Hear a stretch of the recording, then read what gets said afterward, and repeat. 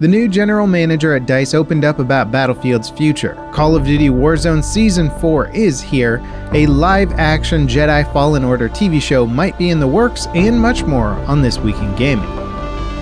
The new general manager at DICE shared some details about the studio this week. In a blog post and several interviews, Rebecca Kutaz explained how the studio has restructured due to 2042's poor reception. Kutaz explained that the majority of DICE's developers are still working on 2042. She reaffirms DICE's commitment to the game, but didn't clarify if support could carry on beyond the previously advertised 4 seasons of content. According to her, the team wants to improve the core gameplay experience and continue adding more content. She also mentioned that the studio is focused on 2042 at the moment. Their aim is to turn DICE into an FPS development powerhouse by 2025. Battlefield 2042's player count has risen on all platforms since the launch of Season 1, and generally players consider it in a better place now compared to launch. Another Season 1 update is scheduled for sometime this summer, so we'll have to wait and see if DICE can keep up the momentum.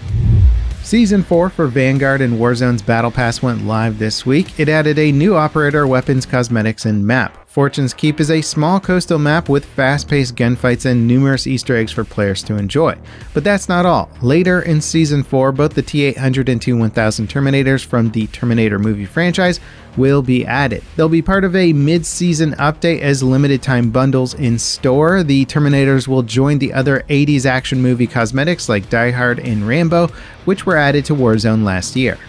According to Star Wars insider Christian Harloff, a live-action version of Jedi Fallen Order is in the works at Disney. The actor who plays the game's protagonist, Cal Kestis, has signed on to reprise his role in a live-action Disney Plus TV show. Nothing specific has been shared yet, but many fans have already pointed out that the BD-1 droid from Fallen Order showed up in the Boba Fett TV show. The sequel to Fallen Order Jedi Survivor was recently revealed, so maybe more will be learned from that game.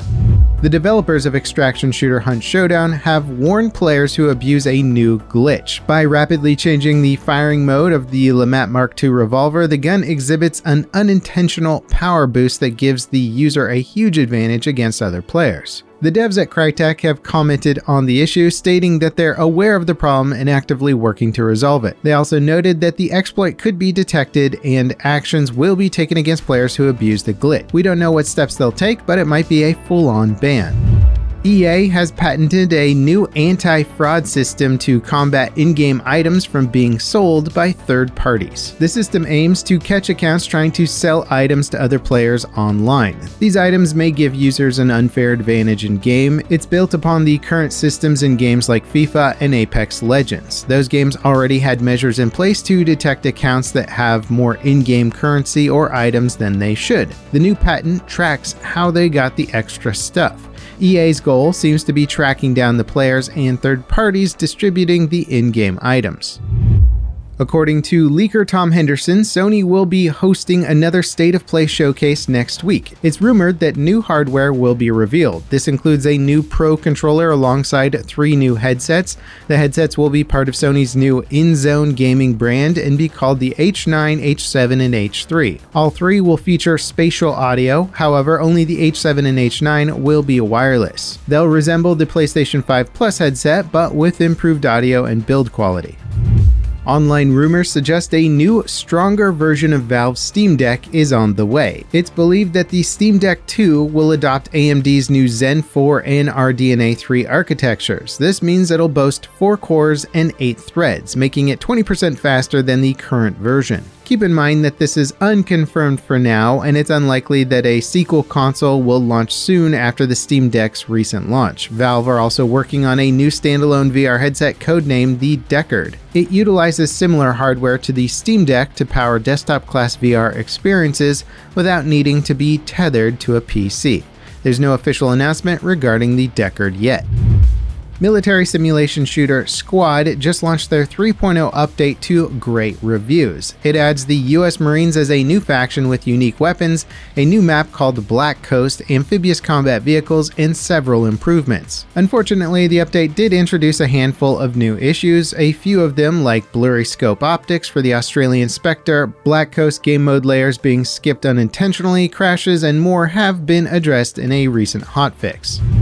According to skateboard legend Tony Hawk, remasters of Pro Skater 3 and 4 have been cancelled by Blizzard Entertainment. Earlier in the week, Hawk commented on the remasters during a Twitch stream. He stated that the original plan was to remaster the first two games, followed by the third and fourth. However, that plan went out the window when the studio responsible was moved to a support role for other studios by parent company Activision Blizzard. Fans of the series are unsurprisingly disappointed, especially after the remasters for the first two games were received so well. Creative Assembly, the studio behind Total War and Alien Isolation, announced that they're working on a new sci-fi multiplayer FPS called Hyenas. 5 teams of 3 are pitted against each other to loot space malls known as plunder ships. Each team must escape the area with the most loot. The devs have promised endless gameplay opportunities, quick movement, and lethal combat. The game also features zero-G zones where teams will fight each other. It'll launch on past and present generation consoles and PC sometime next year. The annual gaming event, Gamescom, is still scheduled to go ahead this summer. However, several notable publishers have publicly pulled out of the lineup. A spokesperson from Sony confirmed that this week they would not be making an appearance at the show. Instead, they'll be opting to showcase their new content through the State of Play events. Alongside Sony, Activision Blizzard, Take-Two Interactive, and Nintendo have confirmed that they will not be attending Gamescom either. Hosting their own event is more cost-effective for most of these larger publishers. Leaker Tom Henderson talked about Skate 4 this week. He claimed the highly anticipated title will finally be revealed in July. Recently leaked gameplay clips and a talk of playtests has come back up, according to Henderson. He stated that fans might get their hands on the game shortly after the reveal. It's believed content creators and press will get hands-on experience in time for the reveal event. EA CEO Andrew Wilson previously commented that Skate 4 would be launching very soon. He said this during the most recent investor call that took place last month. Before we move on to the final topic of today's video, don't forget to hit that subscribe button if you haven't already. It's a great way to support the channel and make sure that you're up to date on the latest gaming news.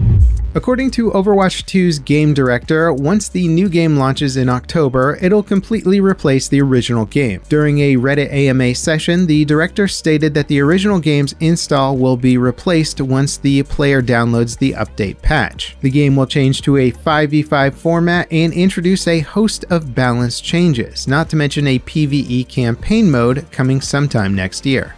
And that wraps it up for this week in gaming. As always, guys, thank you so much for watching, and I'll catch you next time. This is Level Cap signing off.